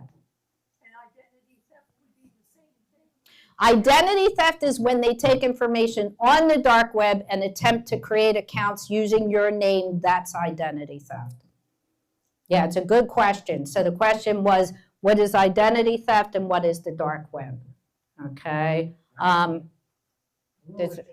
go right ahead. When I want to make a donation, and I go on the website of the charity, and I say I'm going to pay with my credit card, they have a list of the last 4 digits of 3 or 4 credit cards. That's true. That a lot of organizations have that. How does that happen? Okay, so the question is, he's going to make a donation. Now, are you saying that the numbers of your credit cards are connected to the account? Or they display? They're displaying. So if they are displaying, like if you go to click in your credit card number to type it in and it displays, it was stored in your browser. Yeah, so there are what are called autofills, where it just records things you typed in before. I'm not super worried about that. What I always tell people is it's about risk assessment. So if you know you would never succumb to a scam, that you would never give anybody remote access to your computer, that you would never let a stranger use your computer, that's not a big deal. If you're vulnerable, then you want to make sure that kind of stuff is not stored on the computer. So here's the problem. Most browsers will actually say, now there's 2 things. The browser will offer to store your credit card and you can say no, but it might still display as part of the memory. And unfortunately, that's a setting in the browser that most people have a hard time finding. What browser are you using? Okay, if you're using Chrome, go into the settings and do a search for privacy, because it should bring you to a place where it's either going to be autofill or autocomplete, and that should be able to be turned off. But that's why I'm couching it in, if you know you're never going to give somebody access to the computer, if you know nobody's going to use the computer that you don't know, you don't have to worry about that quite as much. Okay, good questions. Yeah, that autocomplete can really be dangerous. Okay? Avoid high pressure sales tactics. Avoid paying fees. I know, like, there are these things that go around. Hey, you've won a prize, and you just need to send us $20. And guess what? Your prize is worth about $1. Okay, so yeah. And even where you're ordering from, you have to be careful. This is on the handout. If you suspect you've been the victim of a scam, report it to the proper authorities, such as the Federal Trade Commission. I don't know who's in charge there these days, but maybe it'll help. Okay, that's my side comment. So the other reason for filing these reports, and I've even told people to call the police, is it creates a document trail. So it's your way of showing, if later your identity is used in a bad way, you have some proof you've tried to do something about it. So as annoying as it is, like I said, I've told people to call the police. Okay, this is the latest SIM swapping, okay? The criminal poses as you, calls your cell phone company and says, I want to port or transfer my phone number to a new carrier. So has anybody heard about SIM swapping? So the significance of SIM swapping has to do with two-factor authentication. Because if you're getting two-factor authentication, I'm looking at you because you mentioned it, if you're getting two-factor authentication through your cell phone, if they steal your cell phone number, it's easier for them to get into your accounts. Now, I have to tell you, I haven't heard of this happening to anybody. So I'm not here to be a fear monger either. But what I will tell you is you should have a PIN set up with your cell phone company. So the PIN should be a 4-digit number that if somebody called and wanted to transfer your service, they would have to give this PIN. I have Consumer Cellular. I'm not here to promote anyone. I can only tell you I like Consumer Cellular. And I have a PIN that they asked me to create so that if I called, I would verify that it was me. Again, this isn't happening much, but I think where it's probably happening more is in businesses. And that's why they're talking about no longer using SMS codes for two-factor authentication. Okay. So we're going to talk about what they are going to do. But if you're creating PINs, don't use your date of birth. Don't use the last 4 digits of your social security number or your phone number. I tell people, like, use an anniversary date or one of your children's date of birth. Okay? I still encounter people who do that. Avoid using repetitive numbers. Never use 1, 2, 3, 4. Use an obscure. Like I said, your wedding date, your anniversary date, combine 2 numbers from one date with 2 from another. So I actually use one of the PINs for one of my accounts is the date of my husband's birth combined with mine. Okay, so, and write it down. I had a client, her late husband told her to never write down passwords. I don't know what he was thinking. He meant well, but I said, well, how are you ever going to know what they are if you don't write them down? So it's taken a little while to break her. Yes, sir. The smartphone manufacturers are all going to software SIMs, soft SIMs. They used to be hardware. Electronic. Does that make it more or less likely that you're going to be a victim of a SIM swap? Okay, good question. So the question is, this gentleman pointed out that more and more of the cell phone companies are using what are called eSIMs, electronic SIMs. It's wonderful. You go to set up a new phone, you don't have to get that SIM card out. So does it make you more or less vulnerable? It makes you less vulnerable if somebody is swapping your SIM physically. So when I did research on SIM swapping, they said, you're at a party, someone takes your cell phone, they take the SIM card. So it makes you less vulnerable if you're worried about somebody stealing your phone and getting your SIM card out. It's a good question. Okay. Yes, ma'am. Sometimes they'll say, you put in your password and they'll say, you change it and they'll say that it's similar, Yes. similar to another one. Is that true? Yes. So if you're creating a password and you try to create one and it's too similar to a past one, they're trying to protect you. That's I believe, the context of your question. I'll just change the last digit, or I'll capitalize it because I don't want it. Okay. So they're saying sometimes she'll have to change a password. She'll keep it the same but change, 1 or 2 digits. So again, it's risk assessment. If it's a financial account, change as much of it as you can. And again, it's also about whether you were to change your password, then you want to change it completely. Okay, so it's challenging. Okay, so this is something we're doing well in terms of time. Multi-factor authentication, MFA. Okay, a lot of companies have said they're going to eventually stop using SMS as a method of authentication. And I think this is going to happen in businesses before it hits people, individual consumers.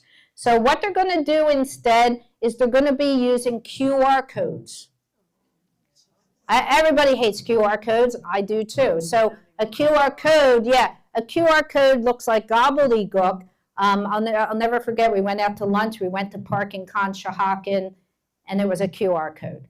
So we had to, and most people when I say QR codes, they say, oh, you take a picture of it. And they're half right. You're not actually taking a picture, you're holding your camera up to it, and it's displaying what they call a URL, which is a website address, and you press that address, and it takes you to a site where you would then pay for parking. Yes, ma'am.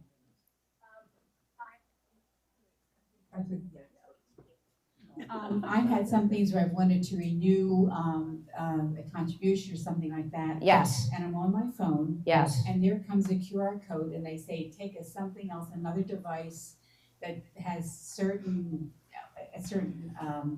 level of, I don't know, anyway, take a certain level and take a picture of this and do things. I don't know what to do. I would say no. I feel like they're really burdening consumers, so I wouldn't do it at all. I would contact the company directly, and I would even complain about it. I'm not kidding. I really feel like more and more the onus is on the consumer, and I think the more of us who say no, the more likely they might actually change it. I'm not being flip. I'm just saying, like, that's like so much work. And really, if you're on your phone, so what, do you have to grab another phone or an iPad? And so it's always weighing. If you can avoid doing it, I would avoid doing it. Even with like the QR codes for parking. What we did was we found it was actually just a website address. So instead of having to scan the QR code, right under the QR code is a little website address. We typed that in and went right directly to it. The other thing I have to add, again, I'm not here to scare you, but there are criminals who go around and they put stickers of nefarious QR codes on top of legitimate QR codes. So my husband, the last time we went to park and there was a QR code, he actually physically went over to it to see if he could feel a sticker on top of it. I mean, it's like really ridiculous. Yeah, and the QR codes, they slip them in like overnight, okay? Now, a couple of other important things, because I still want to talk about data breaches. Make sure accounts such as those with Microsoft have more than one method of verification. So I was setting up computers. There was a month where every time I would do a computer setup, when we would put in the person's Microsoft password, brand new Microsoft computer, if he didn't know the password, we'd say, okay, send us a code. And we would get a message, that method isn't available right now. So what we started doing with our clients is we told them have more than one method of verification, because if he had a secondary email address, it may have worked. Yes, sir. I have a bunch of apps on my cell phone that are probably halfway to passkeys. They're authenticators. I have one from Microsoft. I have one from. Yes. What they do is provide a one-time password that eliminates. I don't think I've ever had to use a QR code. Yes. What's their future? They're here now, and I like them very much. And they replace SMS. They replace email. You just have to do it within the 30 seconds that one-time password. And there's your issue. So the issue is the time sensitivity. So the question is, what about these authenticators? And Microsoft Authenticator, Google has one. You're one of the few people I've met who knows how to use them, because they're not, once you set it up, but often things go wrong, because we were trying to use a Microsoft Authenticator with this gentleman and it wouldn't work. So I'll say what I always say, it's great when it works. That's how technology is. So I'm not saying it's not good, it's great when it works. But we've had more than one person. We actually discovered we had to disconnect the phone from Wi-Fi in order for the authenticator to work. It would only work through the cell signal. You have to break it to fix it. Yes, and again, if we weren't savvy, how would the average person know that? We were out of options. We were like, what do we do? Well, let's try this.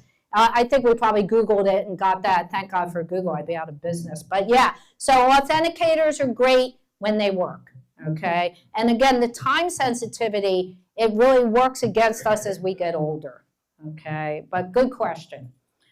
Make sure all verification methods are still in use. This is another thing we've encountered where somebody goes to reset a Google password and it has a phone number from 10 years ago that isn't active anymore. So make sure your accounts have active authentication methods. And that's happened multiple times. Or they want to send a code and it's a landline. So I was working with a gentleman this morning, doesn't have a cell phone. I said, I don't know how you get by. He also had a Windows 7 computer. And it wouldn't work anymore. He could no longer access his email. That's why he brought it into me. And I said, I'm sorry, you have to replace it. He was like, no. I said, well, I don't know what to tell you then. And Windows 7 was a good system, by the way. Okay. Again, be sure to learn how to use QR codes. That was my keep hitting the wrong button. So my last point on that was make sure, I'm going the wrong direction. Make sure you learn how to use QR codes. And it's not that hard once you know. What to do if you gave a scammer or tech support company access to your computer? Don't pay them, okay? That's the first thing. Make a person who refused to pay the scammer and the scammer wiped the computer. And this was during the pandemic. I was helping him remotely and I said, do you have a backup? Well, I have a backup drive. So this is another thing. I have people who are convinced their computers are backing up and they're not. Now, if you have a Mac, if you have a MacBook or an iMac, you have something lovely called Time Machine that if you plug in an external drive, you can set up Time Machine and it backs up the computer regularly, effortlessly. Windows, your options are from I always say we do catastrophic planning, your data should be backed up. Okay, again, never log into your bank while someone's remotely accessing it. Understand the scammer could have easily exported or copied your data in their password store. We're all vulnerable, okay? Some days more vulnerable than others, okay? So if they get into your computer and you have passwords stored, I was working with somebody today where anybody could access her passwords in Chrome. Or we'll say, I need your PIN, and you'll say, okay. So it's not protecting you. We know because we've had so many people who were scammed where we'll say, well, did you give them your PIN? Yeah, I thought I had to. Store passwords for sites. If you don't click no, you can get to the place where the passwords are. Do off the edge. I've shown people this numerous times, their passwords are in there. Okay, so if you do give them access, you need to immediately disconnect from the internet or turned off. Freeze your credit cards or freeze your credit as a whole. We're going to talk about this, and I can talk about it pretty quickly. Contact your bank, let them know. Change your passwords using another device, especially any for financial sites. Again, tip, passwords for sites should be changed routinely. Do it until it's happened. That's the reality. I'm as guilty of that as the next person. Jill on money, on KY protection from 3 different companies. It's very expensive. Norton has LifeLock. People are paying upwards $200, $400 a year for this protection. Said, freeze your credit. Everybody should freeze their credit. So this is on your handout, and I'm going to spend time talking about it. Before I do, how many people here have frozen their credit? Excellent, excellent. So freezing your credit, there are 3 different credit bureaus you contact. I put their phone numbers on your handout. I vetted them. It's a lot easier to do it through their website. We were part of the Equifax data breach in 2017. Half the country was part of it. I'm going to talk about that a little bit. We froze our credit then. We never actually, I'm wrong. We unfroze it once so I could get 0% financing on a recliner. But my whole point of telling you this, though, is it's not hard to unfreeze your credit and have it refreeze again. But every article I read about data breaches concludes the same way. People should freeze their credit files. Okay, so I'm going to come back to that. See, that makes it so you have to stay. Report the scam to the FTC. If the scammer has any details about the criminal that could help the police, contact the local law enforcement. And I would tell you, call the police anyway, because that way you have it documented that something has happened. If you paid a scammer, sometimes, though rarely, it is possible to get your money back. If you pay with a credit or debit card, try disputing the charge right away. If you pay with a gift card, frankly, good luck, but I tell you, contact the gift card company. If you paid with a wire transfer, contact Western Union. If you mail cash or a money order, try to stop the delivery. There's a funny movie, Thelma. Have you seen that movie yet, where Thelma is scammed and she sends $10,000 and she's trying to find the letter in the mailbox that she sent the check in? It's very fun. It's really good. If you paid with an electronic bank transfer or withdrawal, contact your bank. Okay, and for your technology, back up your computer. Make sure it's disconnected from the internet. Have your hard drive erased or reset and your computer operating system reinstalled, because there's no way to know what they put on your computer. And what we tell people is if a device is a Windows computer and more than 5 years old, you're probably better off replacing it, because the money you'll spend having someone do this, it's probably time to replace it. Unfortunately, most Windows computers, after 5, you don't want to put much money into them unless they're really high-end. Apple computers are different. Apple computers, if it's 7 or 8, it might be worth resetting or reinstalling the operating system. Okay, so passwords. Never use the same password for multiple accounts. I have a client whose husband proudly tells me how he uses the same password for every account. He's a data breach waiting to happen. So again, unfortunately, it's annoying, it's frustrating, but you need to use unique passwords for every account. And getting back to something I said before, does it have to be super complex if it's for your library? No. Does it have to be super complex if it's for Vanguard? Yes. So again, discernment. Never store a list of passwords on your computer. If you get scammed, again, the scammer can easily copy these. Change passwords regularly, especially for banks, investment sites, financial institutions. Use long, complex passwords. They actually say 14 characters. And again, that's for financial or investment. Okay. If a password is reported as reused or compromised, I think Safari was the first browser that did that. So when they store your passwords, if you can access the password stored in Safari, they will actually tell you if it's reused or if it was found in a data breach. That's worth knowing. But again, if you just change them regularly, and again, assess your risk before storing a password in a browser. If you do store passwords, and Firefox has this, Firefox, you can actually create what's called a primary password. So Ava Marie, you're familiar with this. She has an additional password that she has to put in if she wants to access her passwords stored in Firefox. And again, that's a protection against any hacker. Or I really recommend you avoid these. So how many times now do you go to a website and it says sign in with Google? Oh, that should not be allowed. So again, when in doubt, don't. You don't have to. I've had clients who thought they had to. It's popping up, you don't have to do it. And now they're trying to get you to do it with Google, Facebook, or continue with Apple. What you're doing if you do this is you're connecting that account to this account. So you're just giving more information about yourself out there. Again, with any account you create or sign up for using your Gmail account, you're technically connecting that account to the Google account. And if something happens to the Google account, then you won't be able to get into the other account. So do not connect these things, okay? Again, you're technically giving the company authority to access and share your data. We all have seen those long lists, you know. These are the terms and conditions. Who reads them? I don't. I could be there all day. I just don't do it. Again, the application or site where you use the single sign-on feature might have weaknesses. This is something I read about. So hopefully it's enough for me just to say don't, okay? Don't carry your social security card. You should only have your social security card on your person if you're going to Social Security or trying to apply for Real ID.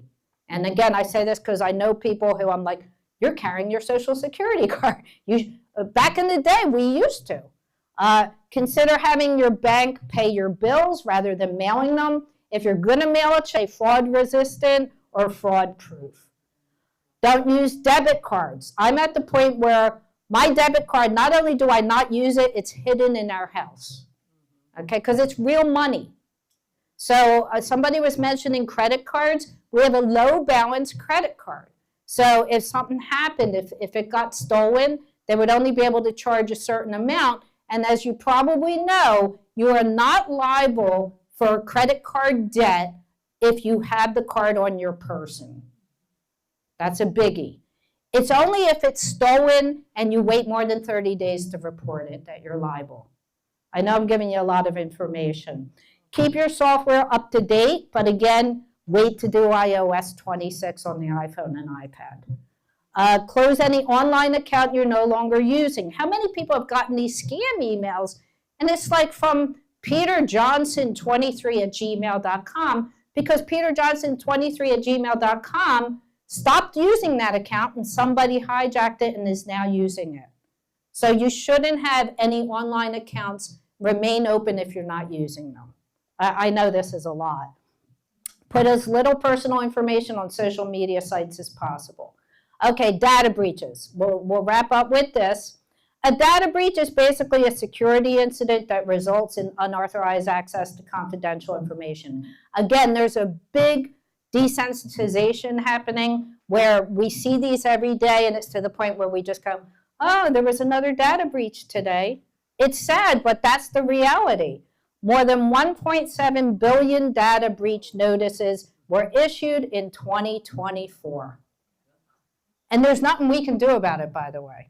312% increase compared to the 419 million notices sent in 2023. Now, when I say there's nothing we can do about the data breaches, we can't stop them. What we have to do is protect ourselves. So I'm probably going to skip this, but did anybody hear about this? 184 million passwords, June 2025. It was a blip in the news cycle. If you Google it, you will find the article, but nobody talked about it. Okay, it's happening and nobody's talking about it. I'm going to touch upon the cloud. So one of the things I read, because I was kind of like, why are all these data breaches happening? Apparently, organizations were forced to migrate really quickly to the cloud, and they didn't understand all the configuration settings. So we are the ones who are paying the price for that. The Equifax data breach was because the IT people didn't update their systems. That was really, that's why it happened, yeah. And I believe they all resigned that day, the IT people. It's terrible. Okay, so Google, like I said, they had one this past August. And to it, they then came back and said it was fake news. So who really knows? Who really knows what the truth is? National public data, this was considered a really, the biggest data breach ever. I was part of this. I got a letter. You were in the national public data. I mean, you get numb. Comcast, I mentioned this before. Comcast had this major data breach in 2023, October, 2 years ago. They didn't even admit it. Somebody else disclosed it. So now we're getting information from whistleblowers. Okay, so credit freeze. Again, every article I read tells people to do this. So the thing I want to make sure you all know is if you freeze your credit, it does not affect existing credit accounts. Because often when I say freeze your credit, people are like, oh no, I won't be able to use credit. No, that's not what it means. What a credit freeze does is it prevents everyone, including you, from setting up a new credit card account. So like I said, I wanted to take advantage of 0% financing. My credit was frozen. I had to log in to the 3 different credit reporting agencies, unfreeze my credit, and it offered as part of the unfreeze. Do you want us to automatically refreeze it in 2 days? Yes, thank you. Okay, and that was literally, now again, easy for me to say, but the main candidates for freezing credit with very little pain are the elderly or the retirees. You're not having to get a mortgage most of the time. You're not having to get a car loan most of the time. I feel sorry for the young people. They really can't freeze their credit at this point because they are getting mortgages or car loans. And again, it's not etched in stone. If you freeze it, you can always unfreeze it. But it's worth doing. Monitor existing credit cards and bank accounts. Again, this is if you're part of a data breach. So I know I regularly, I'll go on my credit card, I access it through a website, I log in with the secure password, and I check my statement regularly. If you decide against a credit freeze, consider placing a fraud alert. So if you're worried about the credit freeze, the softer credit freeze is the fraud alert. Now what the fraud alert is supposed to do is if somebody tries to open an account in your name, the vendor or merchant will say, oh, there appears to be a fraud alert, and they're supposed to ask for additional proof of identification. So you can always go that route. At one point, there was a breach through TurboTax. Everything gets breached, okay? So there are now people who wind up having to have PINs when they file their taxes electronically, okay? So this was something we were telling people at that time, file it early. Because if you file it early, and again, this is all based on research I've done, it's less likely that criminal will have a chance to use your data to file taxes fraudulently. If you suspect or have been notified your information, especially your social security number, is on the dark web, again, freeze to credit all 3 credit bureaus if passwords were found. So because of the data breach that I was part of, the Equifax data breach, I get emails regularly. Your information's on the dark web. Nothing I can do. So I just console myself. I did this presentation once, and this gentleman said, well, I just look at it, if there's so many people's information on the dark web, then probability is in my favor that they're not going to be as likely to go after mine. And he had a point. I mean, the dark web is saturated. But what they will do, again, with technology, it's easy for them to try to create accounts with your social security number. We all know you can go on a website and apply for a credit card, okay? So again, I really have to come back to the belief in freezing your credit. And I put the phone numbers and websites on your handout. Add multi-factor authentication to your accounts, a text and or email and or security question, and again, app authentication. Report the theft of your personal information and accounts of the company. Stay proactive. You are entitled in Pennsylvania to get 1 credit report from each of the 3 bureaus. So do it every 4 months. Do I do this? No, I should be. Yes, ma'am. Can you do it if your credit's frozen? Yes. So good question. The question was, can you get your credit report if your credit is frozen? And the answer is yes. It's a good question. Okay, so the Equifax data breach is the one that I mentioned. Half the country was impacted. My husband and I were both lucky enough to have our information in the database that got breached. It lasted from May through July. Okay, I include information on the handout how to check. So there's a website you can go to. You don't have to, just freeze your credit. Like, I know I'm beating a dead horse, but if you left with anything today, I would tell you freeze your credit. But I put this on your handout. If you were just curious as to how many people have checked to see if part of the Equifax data breach. Good for you. Okay, very few people have checked. And a lot of people think, well, it happened 8 years ago. The thought at the time, and I believe it's true, is they're warehousing the information. So they just collect the data and they wait. Credit cards never expire. So these steps are on the handout. I'm going to wrap up with this because I'm looking at the time. Believe it or not, I have a session after this. Not a lecture, but a private appointment. So this will tell you whether or not your information was impacted. Okay. Please don't leave here afraid. Leave here knowing that there's things you can do. Yes, Marnie. Quick question about Social Security. Okay. I called them about 6 weeks ago to settle something about my deceased husband's Yes. account, and they gave me a date for a phone meeting. Oh, good. Which happens to be tomorrow. Okay. Is that what they're doing now? Is that? That's the first I heard of it, but if you, Yes. did you get them directly through a phone number on their I website? believe I did. Okay, yes. as long as you got the phone number, so the question was, she was told she has a phone meeting with the Social Security. It wouldn't surprise me, because everything I heard is it's almost impossible to get it in person. Yes, sir? Yes, I had the same thing. Good. So far. Okay, so this gentleman said it, see, this is great to know, because now other people will know, if you deal with Social Security, one, always call the number on the website, and two, now you know it's legitimate to have a phone meeting. I hope this was helpful. Did you enjoy it?